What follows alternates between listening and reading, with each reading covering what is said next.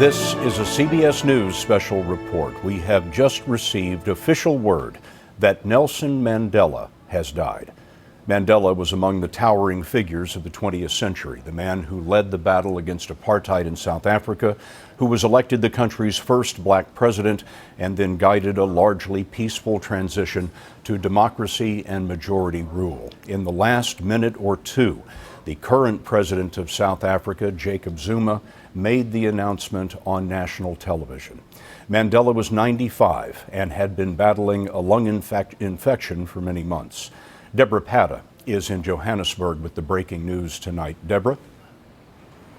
Scott, as you correctly pointed out, Nelson Mandela died earlier this evening after nearly 26 weeks of ill health. He was taken to hospital on the 8th of June with this recurring lung infection and then sent back home on the 1st of September, not because his health had improved, but because there was nothing more that really doctors could do for him to see out his final days. And now the news from President Jacob Zuma on the national broadcaster in South Africa that Nelson Mandela has indeed died.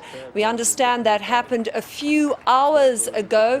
About 2 days ago, his health took another bad turn and deteriorated so significantly. The family has been gathering over the last few hours. Some of the children are not yet back in the country, and they were called earlier when news of his deteriorating health started to break. This now has, as you correctly pointed out, been confirmed. Deborah Patta in Johannesburg for us. The current president of South Africa, Jacob Zuma, is having a news conference just now on national television in South Africa. He announced the death of the president about 4 minutes ago and said that Mandela had, quote, passed peacefully at his home in Johannesburg. If you are just joining us, former South African President Nelson Mandela has died this evening at the age of 95. We want to take a look back now at the life of a man who will go down as one of the most influential people of the past century. Nelson Mandela was to many an icon, a man who emerged from his tiny South African village to become a defining figure of our time. He was born on July 18, 1918, in a village called Umvezo. His mother named him Holy Sashla, meaning troublemaker, but later a schoolteacher renamed him Nelson. He moved to Johannesburg at the age of 23. Mandela became one of the nation's first black lawyers and joined the opposition African National Congress in the early 1940s, devoting himself then to peacefully ending apartheid.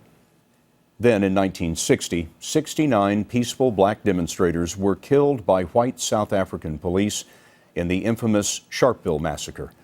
Mandela came to believe that the only recourse then was violence. There are many people who feel that it is useless and futile for us to continue talking peace and non-violence against a government whose reply is only savage attacks on an unarmed and defenseless people. He was arrested in 1962 and later sentenced to life for sabotage and conspiracy. He served most of his time on Robben Island, the Alcatraz of South Africa. Fellow prisoner Mac Maharaj said Mandela never let his spirit die. He worked on the premise that he would live to see the victory. He accepted that he may not live to see the victory, but he did not doubt that the freedom struggle would triumph. Mandela was imprisoned for 27 years. Then, on February 11, 1990, at the age of 71, he walked free. CBS News correspondent Bob Simon covered his release. The Mandela limousine was a beat-up Toyota.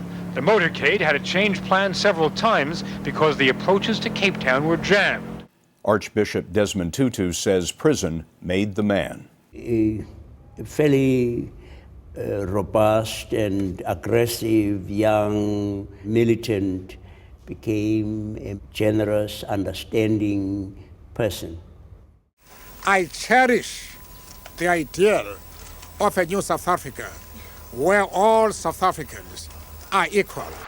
In 1993, Mandela and the South African president who freed him, F.W. de Klerk, shared the Nobel Peace Prize. And a year after that, Mandela became South Africa's president. Let there be justice for all. Let there be peace for all. Let there be work, bread, water, and salt for all.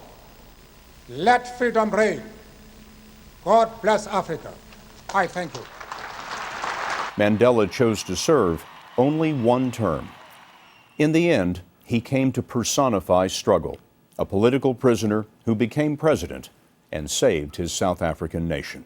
I mean, he could so very easily have led our country down the road of retribution and revenge, and we would have been up a creek. Author Maya Angelou knew Mandela since 1960. Nelson Mandela represents the best any of us can hope for. He was a great man, and I'm grateful the world is better for having him. Nelson Mandela dead at the age of 95. Word broke just a few minutes ago when the current president of South Africa, Jacob Zuma, made a national address to the nation. We'll show you just a little bit of that as the announcement was made a few minutes ago. Our beloved Nelson Mandela, the founding president of our democratic nation, has departed. He passed on peacefully. Jacob Zuma, the current president of South Africa, making the announcement about 6 or 8 minutes ago. This, of course, comes as no great surprise. Mr. Mandela had been in failing health for quite some time, had just spent 3 months in the hospital in the summer for a lung infection, and was taken back to his home in September because there wasn't a great deal more that doctors could do. Our correspondent in South Africa, Deborah Patta, is standing by for us in Johannesburg. And Deborah, what do you understand is going to happen now? What sort of services are planned? Well, the next thing that will be happening is that the body of Nelson Mandela will be taken to One Military, which is the military base and hospital, and there it will lie. Then there will be a series of events that will happen over the next 7 to 10 days in South Africa. Bear in mind, it is midnight in South Africa, approaching midnight, and many South Africans are asleep. So for a lot of them, they will only wake up to this news tomorrow. It has already hit social media. It's been on national television, but not many South Africans will have heard that. So as they come to terms with it, there's going to obviously be a national outpouring of grief, even though it is unexpected because he has been fighting this now for 6 months. This is no surprise to South Africans. Nevertheless, you know, when the news finally hits, no doubt it's going to be cause for great national mourning. This is a man who is loved and respected in this country. Then there will be a series of events leading up to the final funeral, at which dignitaries from around the world, some of them that were just in that obituary to Nelson Mandela, will no doubt be attending. And of course, within South Africa, smaller commemorations in each of the provinces around the country. This last 6 months has been a rough one for the family and in some ways for South Africans as well. Hopes raised that there may be some signs of hope, but he has been gravely, gravely ill for some time. And now finally, this news, this confirmation today that Nelson Mandela, a revered icon both here and abroad, has passed away. Deborah, Mandela announced in 2004 that he was going to retire from public life because his memory was failing him at that point. It's been a long time, but as a South African yourself, what do you expect the impact of this to be? He's been out of public view, but on the other hand, he is what they call the father of the country. And absolutely loved and adored. I stand before you, Scott, as a journalist right now, but also somebody who covered Nelson Mandela for many, many years.